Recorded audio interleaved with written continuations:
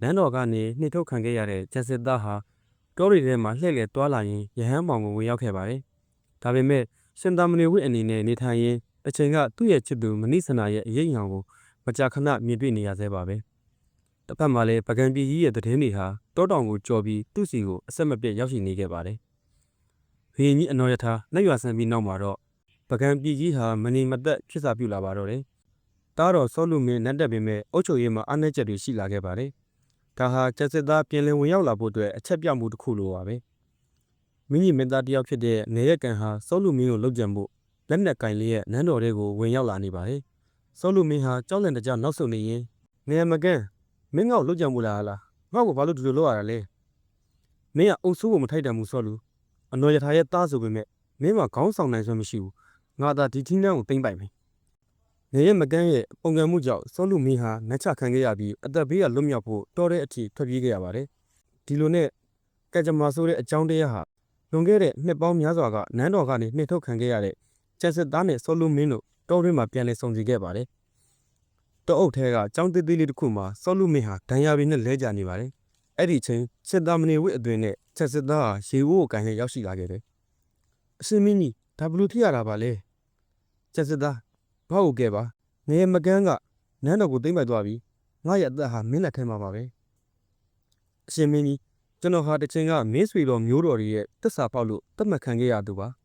ဘရင်ကိုကူညီဖို့ကျွန်တော်မှာအခွင့်အာဏာမရှိပါဘူးငါဖခင်မင်းကြီးအနော်ရထားလုပ်ခဲ့တဲ့အမှားတွေအတွက်ငါတောင်းပန်ပါတယ်မင်းဟာတစ္ဆာပေါက်မဟုတ်ဘူးမင်းဟာချစ်ချင်းမြတ်တာအတွက်ရဲဝင်စွာရက်တည်ခဲ့တဲ့သူရဲကောင်းပါငါ့ကိုကူညီပါချက်စစ်သားဗကန်ပြည်ကြီးကိုကဲ့တင်ပါချက်စစ်သားဟာစောလူမင်းရဲ့စကားကိုနားထောင်ပြီးအလွန်အမင်းစိတ်မကောင်းဖြစ်ခါသူ့ရဲ့ရှင်သာမဏေဝတ်ကိုချွတ်ချလိုက်ပြီးစစ်သူကြီးတယောက်အဖြစ်ပြန်လည်ခံယူလိုက်ပါတယ်ကျွန်တော်ဘရင်အတွက်လက်နက်ကင်၍တိုက်ခိုက်ပါမည်ကျွန်တော်ရဲ့နောက်ဆုံးအသက်ထက်ဆုံးပကံပြည်ကြီးအတွက်တစ္ဆာခံပါတယ်ဗျာ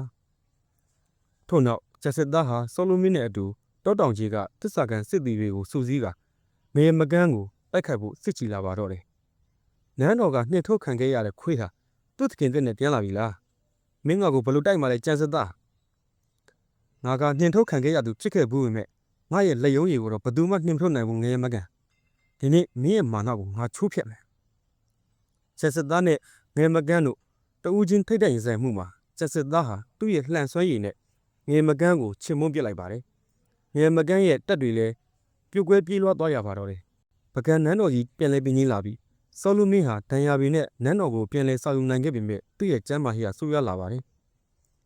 ငယ်မကန်းကိုအောင်နိုင်ပြီးနောက်မှာတော့စောလူမင်းဟာဒဏ်ရာတွေပုံမပြင်းထန်လာခဲ့ပြီးမကြခင်မှာပဲနှိပ်ရွာဆန်ခဲ့ရပါတယ်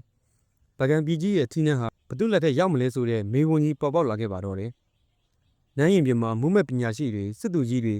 စုဝေးနေကြပြီးအကြီးအကဲတူကအနော်ခါမင်းကြီးရဲ့သားတော်မရှိတော့ပြီ။ဒီတခါပကံပြည်ရဲ့အနာဂတ်ကိုငါတို့ကိုယ်တိုင်ဆုံးဖြတ်ရတော့မယ်။ဘသူကဒီထင်းနှန်းကိုထိုက်တန်တယ်လဲ။အဲ့ဒီချိန်မှာနောက်ထပ်အကြီးအကဲတူကကျက်စင်သားကိုလှမ်းကြည့်ရင်ပကံကိုကယ်တင်ခဲ့တဲ့သူရဲကောင်းဟာကျက်စင်သားပဲ။သူ့ရဲ့ရဲစွမ်းတက်သည့်တစ္ဆာတရားနဲ့ခေါင်းဆောင်မှုအရေးအသွေးတွေကနော်ထားမင်းကြီးတွေတောင်ရှင်လို့ရတယ်ကျက်စစ်သားပဲငါတို့ရဲ့ဘရင်ဖြစ်တဲ့နယ်လူအုပ်ကြီးတစ်ခုလုံးကကျက်စစ်သားကိုလှည့်ကြည့်ပြီးလက်ခံလိုက်ကြတယ်